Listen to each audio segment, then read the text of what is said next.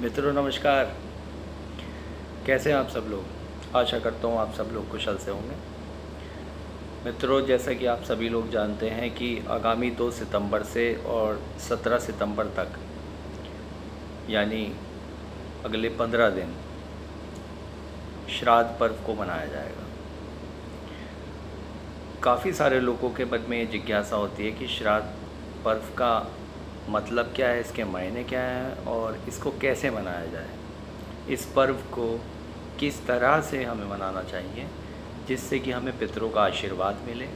और कुछ लोगों के मन में कुछ भ्रम की स्थितियाँ भी हैं इसको लेकर के।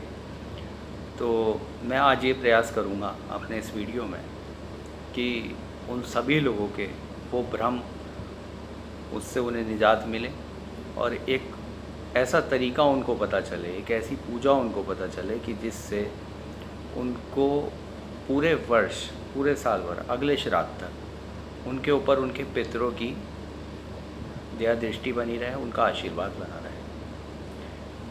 तो चलिए प्रारंभ करते हैं।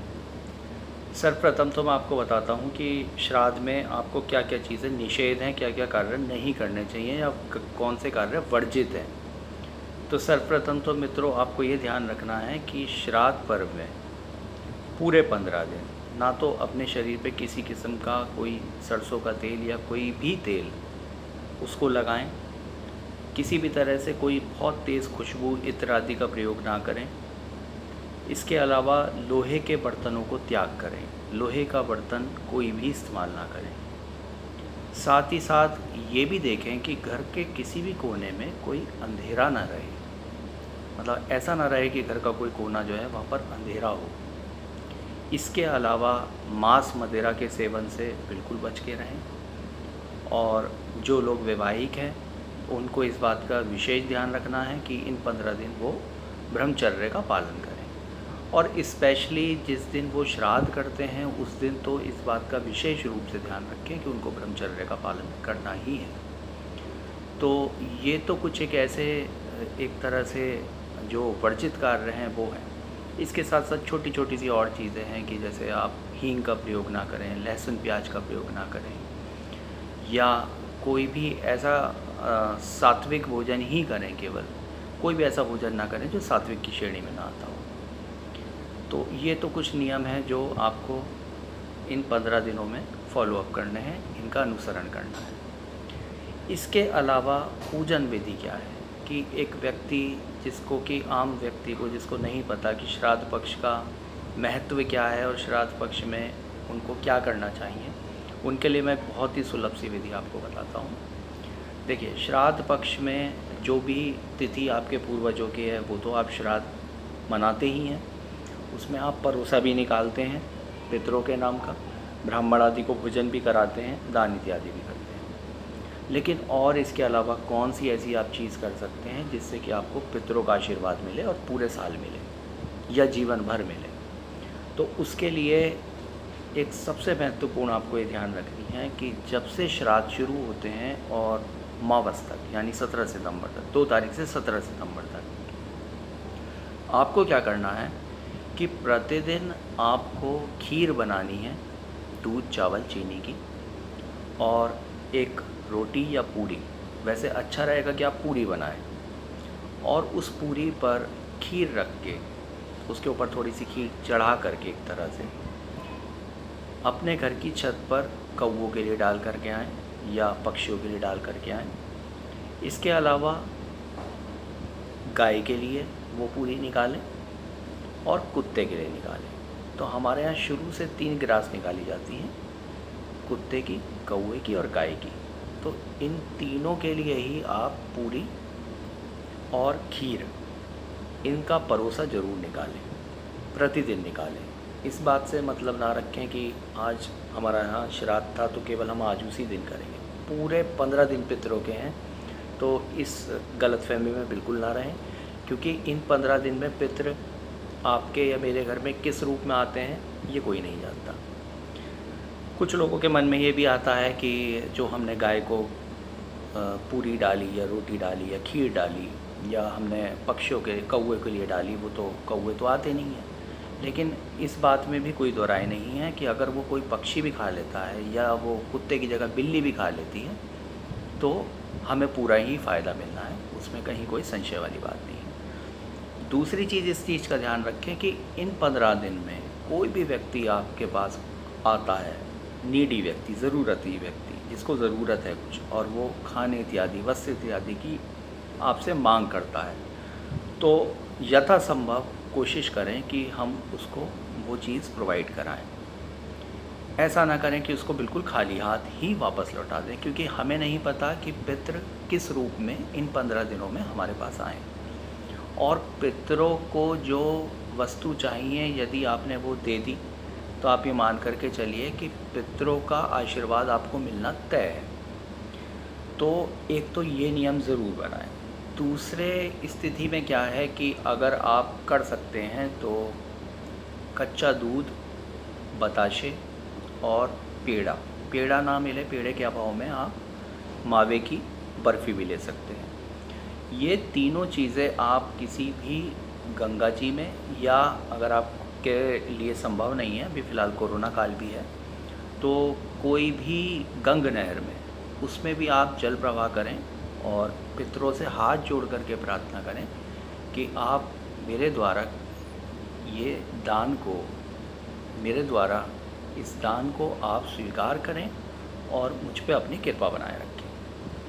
तो अगर ये भी आप करते हैं 15 दिन, या 15 दिन नहीं भी कर पाते हैं, तो जिस दिन आपके यहाँ श्राद्ध है उस दिन, इसके अलावा जिस दिन अमावस्या है उस दिन तो अवश्यमेव करें, क्योंकि अमावस्या का मतलब होता है कि जिन पितरों के बारे में, जिनकी तिथि हमें ज्ञात नहीं है कि उन्होंने कब अपना शरीर त्यागा, या हमारे पास कोई भी डेटा उनके लिए अवेलेबल नहीं है, तो वो सभी पितरों के लिए मावस को ही सबसे श्रेष्ठ बताया गया है। इसी तरह से जिन भी परिवारों में कोई ऐसा हादसा या दुर्घटना पूर्व में कभी हुई है कि किसी की कोई अकाल मृत्यु हुई है, कोई सुसाइड हुआ है, तो उनके लिए ये चतुर्दशी का दिन बहुत इम्पॉर्टेंट है। चतुर्दशी के दिन आपको यथासंभव जितने भी उपाय हो सकें वो ज़रूर करने चाहिए। इसके अलावा जो बहुत ही इम्पोर्टेंट या बहुत ही ज़रूरी बात है वो ये है कि पितरों के नाम के कपड़े, जैसे धोती कुर्ता और कोई शूज़ या स्लीपर्स, चप्पलें, जूते या चप्पलें, इसका दान ज़रूर करें। अब सवाल ये आता है कि किसको करें, ब्राह्मण को करें या किसी गरीब व्यक्ति को करें। तो इसके लिए भी मैं यही कहता हूँ कि जहाँ आपकी श्रद्धा हो, यदि आपको लगता है कि कोई ब्राह्मण है और उनको इस चीज़ की आवश्यकता है तो उनको दें।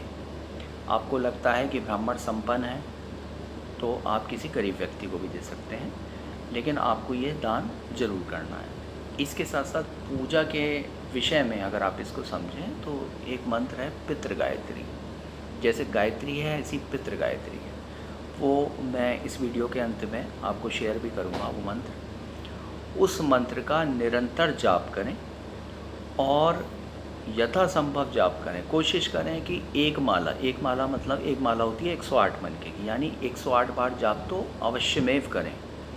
तो इससे भी आपको पितरों की बहुत ज़्यादा आपको सहायता मिलेगी पितरों की तरफ से, और उनका आशीर्वाद बना रहेगा। और एक बहुत इम्पॉर्टेंट बात यह है इस बार पितरों के लिए कि जैसे पितृ 2 तारीख से और 17 तारीख तक 15 दिन तक आ रहे हैं, इसके बाद लौन का महीना आ रहा है। आमतौर पे आपने देखा होगा कि हमेशा मावस के बाद नवरात्रि शुरू हो जाते हैं, लेकिन इस बार चूँकि लौन का महीना है, जिसे मलमास भी बोलते हैं या अधिक मास भी बोलते हैं, तो इस कारणवश मैं ये बात ज़रूर आपको बताना चाहूँगा कि जो उससे अगला महीना है उसमें भी आपको बहुत सारी चीज़ों का ध्यान रखना है कि जैसे कोई शुभ कार्य है, कोई विवाह, मुंडन, कोई रिंग सेरेमनी इत्यादि आपको नहीं करनी है। श्राद्धों में 15 दिन और उसके बाद ये वाला पूरा 1 महीना।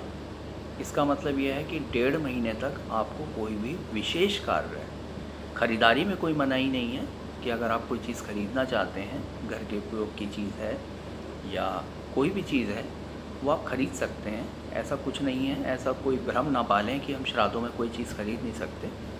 लेकिन हाँ, कोई भी बहुत महत्वपूर्ण कार्य है कि जैसे किसी घर का मुहूर्त है, कोई विवाह मुंडन आदि का मुहूर्त है, तो उसका निषेध है। वो अब भी है और अगले लौन के महीने में भी है। तो पितरों के लिए ये उपाय यदि आप करते हैं बाकी सारे उपायों के साथ साथ, तो आप निश्चित रूप से जानिए कि आपको पितरों की तरफ से आशीर्वाद प्राप्त होगा। और कहते हैं ना कि अगर जिसके पितृ अगर खुश ना हो तो देवता भी उसका भला नहीं कर पाते। इसलिए पितरों की ज़रूर पूजा अर्चना करें, और जो भी आपके यहाँ पितर हैं उनकी पिक्चर्स हैं, फ़ोटोग्राफ हैं, उन पे एक चंदन की माला वो ज़रूर लगाएं, और एक वाइट सफ़ेद चंदन से उनको तिलक अवश्य में करें। और पिंडदान और तर्पण की जो प्रक्रिया है, हालांकि वो तो आप ब्राह्मण से ही कराते हैं, लेकिन फिर भी जो लोग ऐसे हैं जो जिनके यहाँ ब्राह्मण जिनके संभव नहीं है, कोरोना काल भी है कि ब्राह्मण आ पाएँ, तो वो अपने आप ही दूध, चावल और काले तिल के पिंड बना करके उनको दान करें। इसी तरह से तांबे के लोटे में गंगा जल, दूध, चावल और काले तिल लेकर के को तर्पण की प्रक्रिया भी पूरी करें। और जब भी ये पूजा पाठ करें तो कोशिश करें कि पितृ गायत्री का मंत्र का जाप अवश्य में करें। संयम से रहें, स्वस्थ रहें और अच्छे से रहें। और ये ध्यान रखें कि ये दिन 15 दिन जो हैं पितरों के, ये बहुत ही महत्वपूर्ण दिन है। और पितर किसी भी रूप में आपके पास आ सकते हैं और कोई भी वस्तु आपसे मांग सकते हैं, किसी भी रूप में आ सकते हैं। तो कोशिश कीजिए किसी को निराश मत जाने दीजिएगा। आशा करता हूँ ये पितरों के जो मैंने आपको कुछ थोड़े से छोटे से सुलभ से उपाय बताए हैं, ये आप अवश्य में करेंगे और इससे लाभान्वित होंगे। धन्यवाद।